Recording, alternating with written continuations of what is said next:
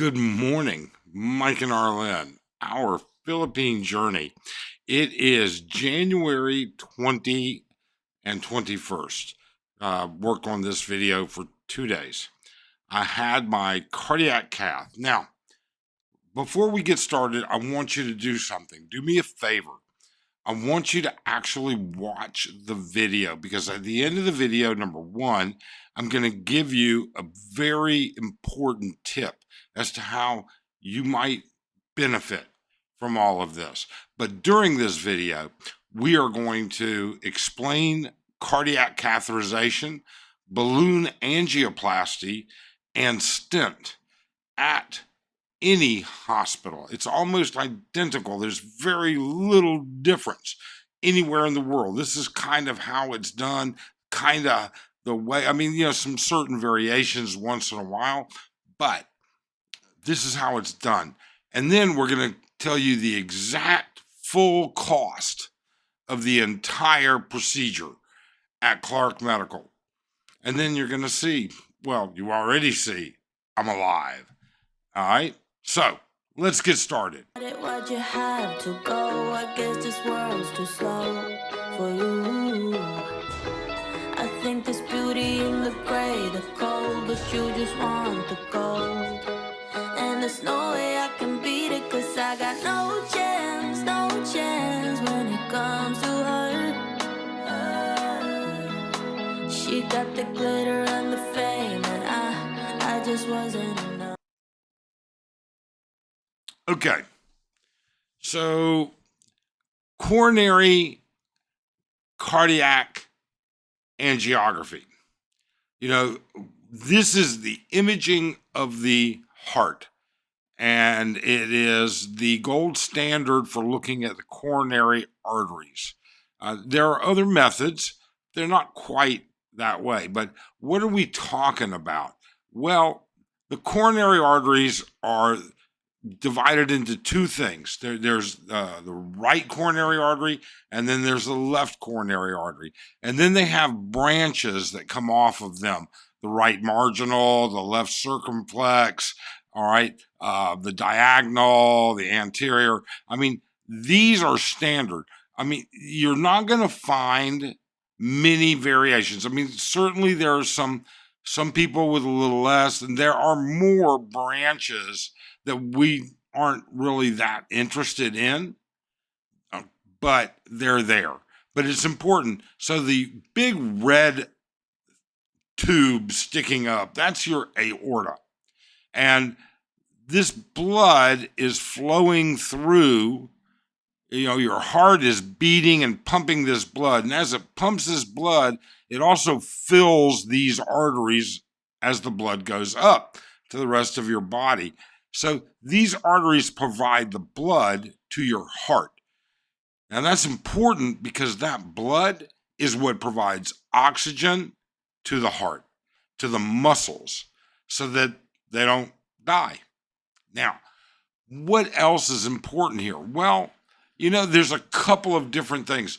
If you're an expat here in the Philippines, if you're not an expat and you're in the US, if you're in Australia, if you're in another country, the leading cause of nonviolent death in every country worldwide is cardiac disease.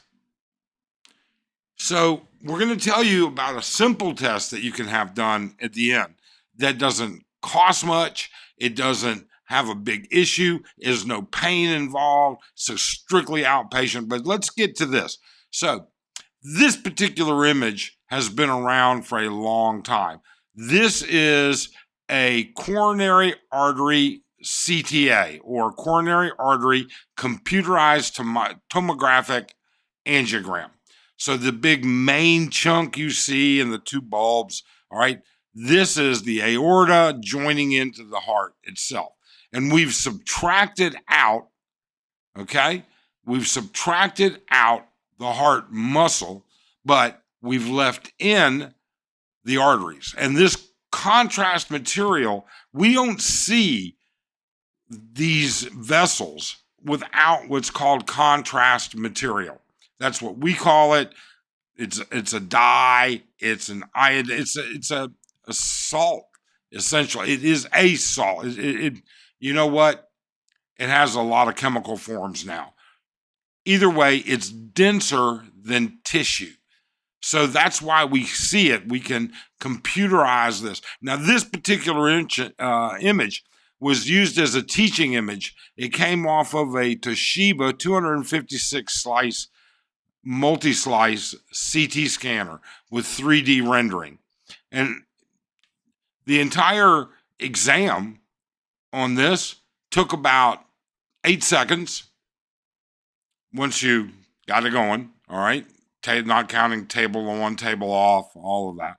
And it took about 17 minutes to reconstruct and subtract everything out. Now, there was some additional different software that we used to do that, although in the years, I'm sure Toshiba's invented their own. All right, so many other manufacturers have. So with that being said, how do we get there? Well, it's important that you first understand the catheter. The catheter is a very thin hose. That's the best way, layman's terms, to use. It's literally millimeters only wide. All right, very, very, very thin, very, very, very pliable. If you were to take the front of this catheter and put it up against a piece of paper, you'd be impossible to puncture the paper. It'll bend, it'll move, it'll do whatever. Okay, it's not going to do it. A couple pieces of tissue paper will stop it. Honest to God, it is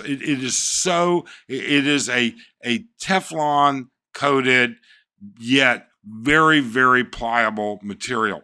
Now, you'll notice that and catheters come in many different ends. Pigtails, that's what we used to call them. When they first came out, we only had a choice of 2 or 3, all right? Or we had to make our own. We'd take a straight catheter, wrap it around a pencil, a pen, something else, put it in hot water, mold it the way we wanted, and try that. But these are typical catheter placement. Now, the reason that they do this, and I'll kind of explain, as you think of your arteries or any veins, arteries, anything, as being a highway. They go from point A to point B. So if you're on Interstate 10 going across the country, you can get on it somewhere around Georgia or something, somewhere around Atlanta, something like that, if I'm not mistaken, okay? And you can take that straight through all the way to LA. But you have other highways, exits, everything. Think of another highway, like where it intersects, say, I-75 or whatever, I can't remember. But that's a big highway it intersects. Well, these things, if they were straight, they would just keep going straight. Well, they've got to have a little curve.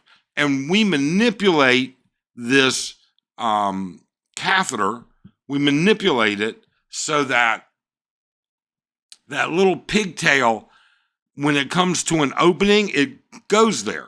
And we know by using contrast where we are, and then we know by doing that which artery it is, and then, okay, well, now let's move it on. Let's keep going down to the next one, and to the next branch, and to the next branch. It's not uncommon to track your way through 4, 5 different levels, especially when doing cerebral brain work. Doing brain work, if you're getting up there into the circle of Willis, you're going from the femoral artery all the way up through the carotids, up to the circle of Willis, then into the branches, and then you can go even further. So, I mean, you can go 4 or 5 levels.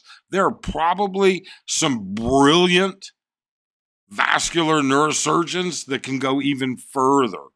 All right. But, you know, my time is old and done. So, giving you the information I've got. So they're going to use this catheter no matter what hospital you end up at. Now, I'm going to be honest with you. This is an older method. The old method, the original method of doing this actually started by radiologists because we were always using the femoral artery as the main highway to go wherever we wanted in the body. And the cardiologist did that. So if you look down here at the bottom, it says catheter entrance. And the catheter would go up the iliacs, all right, and then into the descending aorta, and then up and into the heart. Well, you can go multiple different directions. Nowadays, 90%, if not more, they put the catheter right here in your wrist. It's just no need to go into this giant artery. This thing, it can cause much difficult. You've got to be able to close this when you're done. You just poked a hole in one artery that you can easily bleed to death from.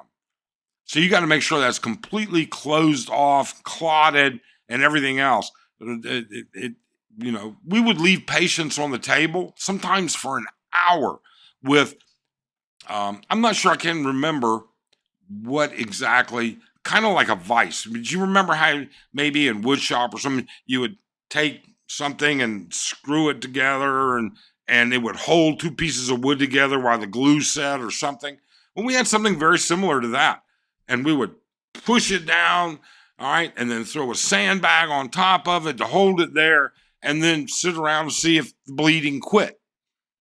Now, so you've seen how they're getting there. Well, the whole intention is then up that catheter, we're going to introduce a stent. Now, this stent's on another wire, and the stent nowadays generally, not always, but generally it has a balloon option as well. Now, it'll have an option for its expansion, but it'll be a wire mesh, all right? And its whole intention is to open up that vessel. We want to open that vessel up so that more blood flows through it. The yellow here represents plaquing of some sort, but for diagram issues, it's just a closure. We want to open that up. So we'll actually put this catheter up there.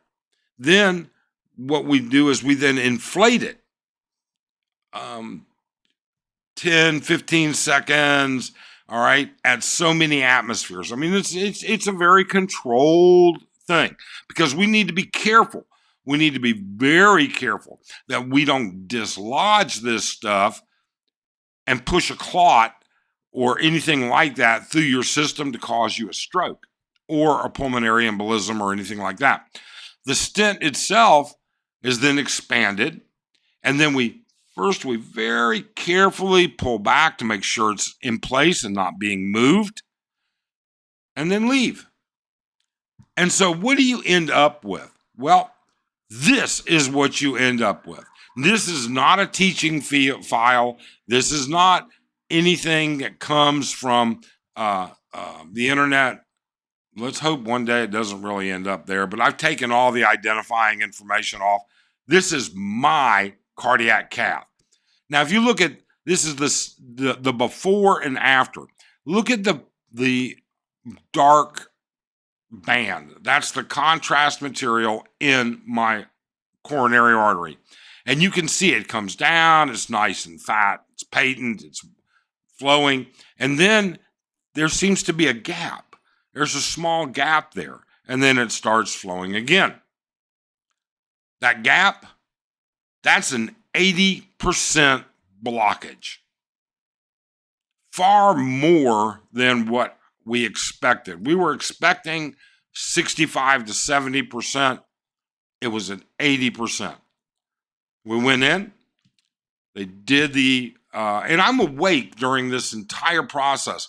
I'm sitting there talking to the attending. I'm sitting there talking to the interventional cardiologist, the staff. I'm watching everything. Oh, wait. Yeah. I'm not telling them how to do it or anything like that, but I'm watching. Oh, yes. And every now and then I'll ask a question. No pain whatsoever. They gave me 5 milligrams oral diazepam. Okay. For I don't know what. I got no idea. But 5 milligrams of oral diazepam, Valium, is going to have about as much of an effect on me as a swig of beer.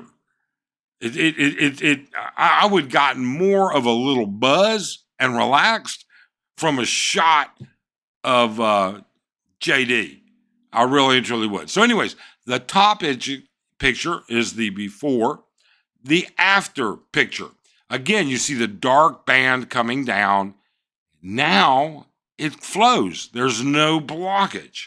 Now, one of the things that you'll see, let me see here. I just want to see if we go back to this before, you'll see that there's a very small hair-like black shadow inside this darker shade of gray, because that's what we really call them, shades of gray. All right. That's the wire itself. That's the guide wire itself. Now, that guide wire is going to remain in place until we deploy the catheter and everything, the stent and everything else. And so what we end up with is then this, and you can still see all of that. Now, you have to recognize you're seeing part of the balcony, my balcony, because I don't have a light box here. I had to hold this up to my sliding glass doors to have enough light to take a picture of it. I don't have a film scanner to scan radiographs with. But that wire is still there. So even with the wire there, it is still there. If you look carefully, you might be able to pick out a rib. You might be able to be sleuthy enough to see a rib. Maybe not. You can certainly see the rails on my balcony. Okay? But, so the bottom line with this is, and I told you I would give you a tip, and then we're going to give you the final bill for the entire thing. All right? The tip. I had no symptoms whatsoever. I thought my only symptoms were the fact I had pneumonia and I'm getting older. The ER said, you know what? We think maybe there might be a cardiac issue here. So I had a 2D Doppler color flow ultrasound. No pain, takes a good ultrasonographer will do it in 10 minutes, 5 minutes. An average one, 10 to 15 minutes, and you're done. You just wipe the gel off, throw your shirt back on, go on your merry way. You'll get your results either that day or the next day. The reason that you're looking for that 2D Doppler, remember what we talked about is you have the right and the left. Well, you've got ventricles and you've got the atrium. Essentially, the telling factor is a 2D Doppler is going to see grossly wrong things, sure. But the silent killing and the little thing that is going to make a huge difference to tell you there's a problem and it needs to be investigated, all right? That is what the color Doppler is going to do that's better than anything, or not better than anything, but easier than anything. You can have it done even at some of the most rural hospitals here in the Philippines. And it's going to measure your ejection fraction. So that's the amount of blood that's being pumped every heartbeat. And you should be above 50. Your ejection fraction should be above 50. Everything below 50, there's an issue.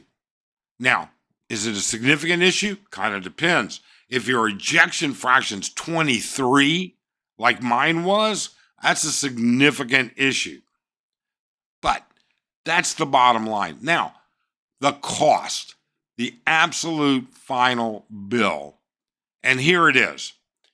So I went into the hospital on a Friday afternoon, got admitted, put in my room. I was, the choice of rooms are like a ward. All right, now this is a Clark Medical Center, private hospital. A ward, which I think is 2 people.